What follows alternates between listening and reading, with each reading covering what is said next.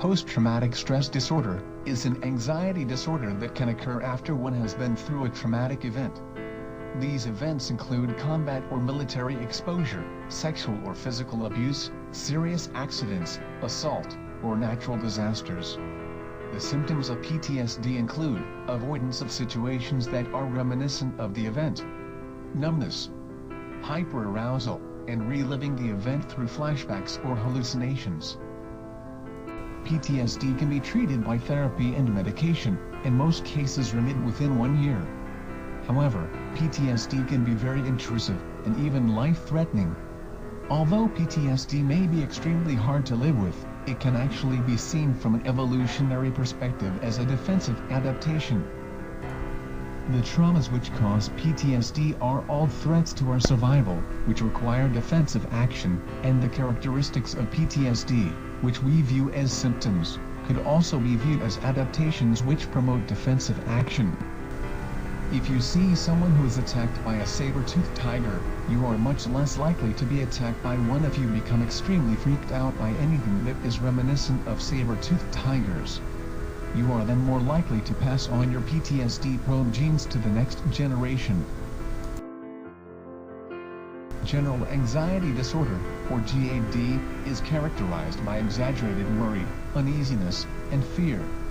A person with GAD is generally and continuously tense, apprehensive, and in a state of autonomic nervous system arousal. The person's anxiety is usually focused on everyday problems, and is often disproportionate to the problem or situation. Physical symptoms include fatigue, headaches, muscle tension, trembling, sweating, nausea, and breathlessness. The aspect of GAD that makes it so difficult to control is the vicious cycle of anxiety, anticipation and fear that the individual is constantly experiencing and thinking about. In an evolutionary sense, although this disorder costs the affected individuals a lot of energy and resources, GAD has persisted throughout history because those same individuals that are constantly worried and fearful are also more apprehensive and cautious in most situations, which allows them to avoid certain dangers and improve their likelihood of survival and overall fitness.